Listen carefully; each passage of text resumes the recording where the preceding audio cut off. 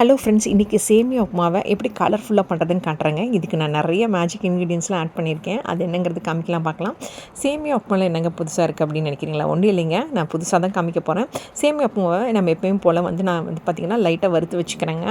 ஒரு 1/4 table spoon எண்ணெய் ஊற்றி நல்லா வறுத்து வச்சுக்கிறேன். இதுக்கு பார்த்திங்கன்னா ஒரே ஒரு பெரிய வெங்காயம், ஒரு தக்காளி, ஒரு 1/4 டேபிள் ஸ்பூன் மஞ்சத்தூள், கொஞ்சம் புதினா இலை, ஒரு கேப்சிகம், 2 பச்சை மிளகாய் எடுத்திருக்கேன். அப்புறம் உப்பு பார்த்திங்கன்னா ஒரு டேபிள் ஸ்பூன் எடுத்திருக்கேன்.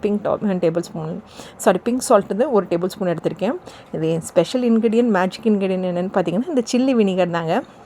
இது பார்த்திங்கன்னா ஒரு 1/4 டேபிள் ஸ்பூன் தாங்க போடணும். சில்லிஸ் நிறைய போடாமல் சில்லி வினிகர் ஆட் பண்ணி பாருங்கள். சேமியா உப்புமாக்கு செம சூப்பராக இருக்கும். நிறைய ரெஸ்டாரண்ட்டில் போட்டிருப்பாங்களே அந்த மாதிரி தான்.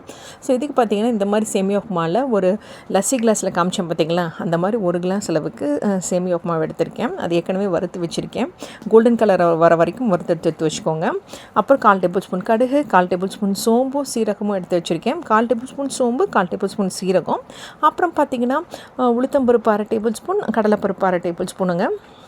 ஆஸ் யூஷுவல் இதெல்லாம் 1 by 1 போடணுங்க. கடுகு போடணும், அப்புறம் சோம்பு சீரகம் போடணும், அப்புறம் கடலைப்பருப்பு உளுத்தம்பருப்பு போடணும், வெங்காயம் போடணும், அதுக்கப்புறம் தக்காளி, கேப்சிகம்லாம் போட்டு நல்லா வதக்கிக்கணுங்க. உப்பையும் ஆட் பண்ணிக்கணும். உப்பையும் ஆட் பண்ணிவிட்டு இதெல்லாம் போட்டதுக்கப்புறமா பார்த்திங்கன்னா சேமியாவை போட்டு நல்லா மிக்ஸ் பண்ணுங்க. மிக்ஸ் பண்ணிவிட்டு அதுக்கு பார்த்திங்கன்னா ஒரு கிளாஸ் லஸ்ஸி கிளாஸுக்கு பார்த்திங்கன்னா சேமியா உப்புமாவுக்கு 1.5 கிளாஸ் தண்ணி எடுத்திருக்கேங்க. தண்ணியெல்லாம் போட்டு மிக்ஸ் பண்ணதுக்கப்புறமா மூடி வச்சுக்கோங்க.